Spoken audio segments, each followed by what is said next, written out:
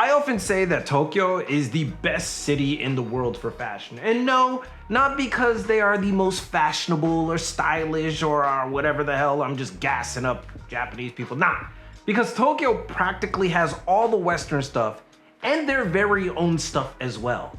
That's why. But the best Western labels know very well it isn't just about having a presence in Japan, it's about adapting to the Japanese market and its sensibilities. And some are great at it. And these are 7 Western brands that are way better in Japan than they are from where they came from. I'm Reggie Casual, let's get it. All right, so we start off with Champion. I've spoken about this brand before, but Champion is one of those unexplainable phenomena in Japan. For a label that used to get so much flack for being cheap Walmart goods that you wouldn't be caught dead in back in grade school, to having a fairly uptick in popularity is commendable. And it was in Japan where Champion got its medals. In Japan, Champion stands as one of the most popular brands and consistently is used as a collaborator with brands ranging from street to designer. Notables include Mr. Hollywood and Unreal Age, among a slew of others. But it's more than just the collabs. Most Champion in Japan is just made differently with a slew of oversized, basic silhouettes that cater to Japanese fashion styles and whatnot. This has gained it a huge reputation as being one of the quintessential American brands in Japan. For years, its popularity has never subsided. So much so that when Champion wants to do a heritage concept, the testing ground is in Japan, which is absolutely brilliant. So we're gonna go ahead and stick with the obvious with the next one, Dickies. Dickies Japan is as simple as that. It ain't Dickies, it's Dickies Japan. And with that, a whole other level of big Dickies energy, no Diddy, is expected. Rather than offering the same old, Dickies Japan offers a range of Japanese-centric silhouettes, concepts, and collaborations. From two-tuck pants, skirts, to even suiting, Dickies Japan rarely disappoints, if ever. Problem is, it's often hard to get your mind away from the reputation Dickies has, much like Champion before it, especially if you're an American. But once you do, it opens up doors to so many options and styling. Plus, you get the occasional collab with an unexpected label that nearly becomes a must-have. All right, so we're gonna keep on going with this workwear thing for a sec with our next entry, Carhartt. Now, Carhartt has been a mainstay in Japanese fashion for decades now. And for good reason. It's a part of that Americana workwear aesthetic that remains a staple in Japanese fashion culture. But rather than employing a let's change it up for Japan approach, Carhartt has went all in on rugged authenticity and collaboration. And that's where it shines the most. The amount of collaboration Carhartt does in Japan is enormous. It's unexplainable. I don't know why, but they do it. But I'd be doing you a disservice by not mentioning its continued partnership with Jinya Watanabe. Quite simply, anything that Watanabe and Carhartt does is basically golden goose level grail and adds a complexity to Carhartt that makes it even more desirable, if there is such a thing that you could do. That said, Carhartt does it just right in Japan, and beyond Jinya, has extended relationships with a multitude of Japanese labels from street to designer, giving us a new perspective on how deep the influence of Carhartt resonates in Japan. So rounding out this Americana thing, we got Levi's. So this basically needs no introduction. Many of you already know this. Levi's Japan is just in another league. But this change in Japan was not out of need to expansion in the West, but it was out of necessity. As many of you know, Japan is world-renowned for denim, and it makes it probably the hardest place in the world to sell denim. It's nearly impossible. But the other thing you may not know is denim in Japan is incredibly culturally based, meaning that depending on your tribe, so to speak, certain brands are more enticing than others. For me, for example, Edwin, Japan Blue are my commons, with Momotaro being the premium and PBJ is the ultra premium, that is Pure Blue Japan. For others, it might be Full Count, Flathead, Oni, 45 RPM, Studio d'Artisan. You get the point. So Levi's has to compete with these wildly tribal labels that oftentimes are just way better. And in truth, they really can't compete except on heritage. So Levi's, instead of reinventing the wheel, just went back into the bag and developed a whole line of denim that is exclusively made in Japan. That alone makes it a better brand in Japan.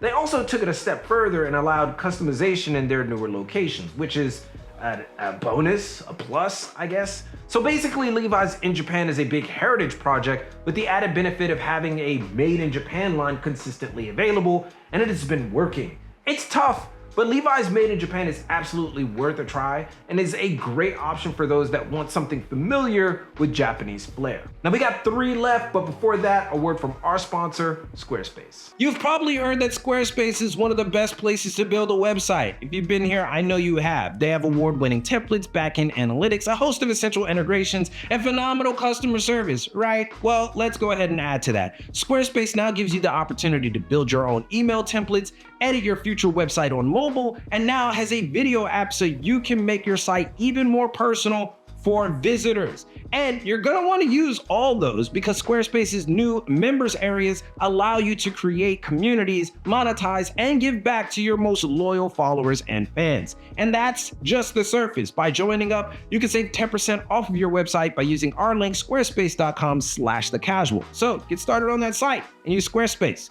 today. Next, we got Nigel Cabourn. I don't know if you know this, but Nigel Cabourn is one of the best designers of conceptual designer workwear, period. With amazing silhouettes, experimental styling without doing too much, a dash of military mix, and a healthy dose of authenticity. The namesake label of the British designer is a hallmark of the potential of lifestyle fashion, and that's not me being hyperbolic, that's just the truth. But with all that I just stated, Japan eats Nigel Cabourn up. They eat it up. But let me be clear, Nigel Cabourn has a few collaborations here and there in Japan, but for the most part, the brand has the same offerings as anywhere else that it's offered. What's different about Japan is that people actually wear Nigel Cabourn in Japan, like actually wear it, and they wear it incredibly well. I mean, it almost made me like, yo, I need to be wearing that. I'm a Yoji Julius black clad wearing person, but when I see people wearing Nigel Cabourn, I have to rethink my priorities. I just don't know what to do. But this is just one of those cases of that Japanese commitment that is warranted. You know, that world famous Japanese commit to everything. I mean, other times is a bit overblown, but in the case of Nigel Cabourn, it's on full display. As a result, Nigel Cabourn is immensely popular in Japan for those in the know. Getting stuff at retail is nearly impossible unless you know where to look and the community that surrounds it is healthy and thriving. It's just an amazing thing to witness and very inspirational. All right, so coming in next to last, we have New Balance. So now that we know that the New Balance wave was no fluke, it's about time to set the record straight. I'm about to set the record straight for you. Before the wave of popularity that just seemed to happen out of the blue, Japan had been on New Balance for decades. Like, seriously, decades. Brands had special collaborations, Japanese-only models released, and you can't walk anywhere in Japan without seeing a few on people's feet. New Balance is everywhere, and it's basically a staple here. And it has a huge installation to prove it. That said, I don't want to understate how different New Balance is in Japan. As a staple brand, there is a more, let's say, refined approach to the sneaker label, and its inroads in Japan are some of the best examples of meeting the moment. Not only are we graced with Japan-only models, like I said before, but New Balance went in and made a whole ass design concept installation based in Tokyo. This is where the brand can experiment, take on new designers and ideas, and expand offerings based on Japanese sensibilities. And the results are often amazing. To be fair, a lot of these concepts are a bit off-putting for much of the contemporary Western audience out there, as admittedly Japanese sensibilities can be off-putting. The fact that New Balance gives Japan free rein to try all these things is more than enough to justify its position as being better in Japan. Quite simply, it's just more design-heavy than popularity-heavy, and that, in my opinion, is just a breath of fresh air. And finally, the North Face Japan. Now you knew this was coming, especially if you follow Japanese fashion at all. If you follow this channel, you should know this. The North Face Japan is just better in nearly every way, and it's not even a discussion at this point. Its offerings are more robust, styling and design chances are palpable, and the collaborations are so many you'll certainly miss out on something. Not to mention, we have a whole North Face purple label thing by Eiichiro Honma of Nanamika fame, which could be a whole episode in and of itself.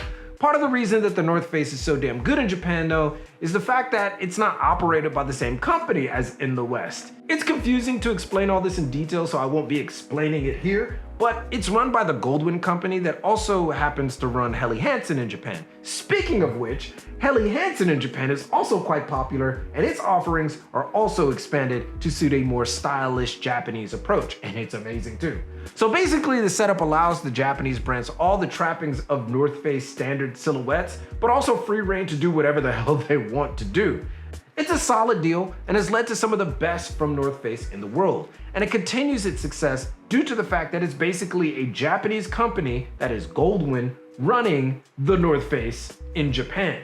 So when you come to Japan, understand that you aren't looking at the same thing entirely. It's basically a whole new brand with official North Face stuff. So it's basically a cheat entry that I did right here, but it's still the North Face, so it goes on the list. In any case, let me know what you think of these labels and brands in the comments. Are you looking forward to checking these out on your next visit to Japan? Or are you just more inclined to stay Japanese-centric if you come? Let it all be known in the comments. And if you have any other suggestions you'd like to talk about or you would like to see covered, let us know. Also, join us on YouTube or Patreon for benefits and extras if you can. Be great if you could, be awesome. But at the very least, drop a like, sub, turn on notifications if you found this content valuable or entertaining, or both. But most importantly, keep it locked right here for all of your info in international fashion, culture, and business from Tokyo. It's your boy, and keep it casual. Yoroshiku onegai shimasu. And I'll see you guys in a minute.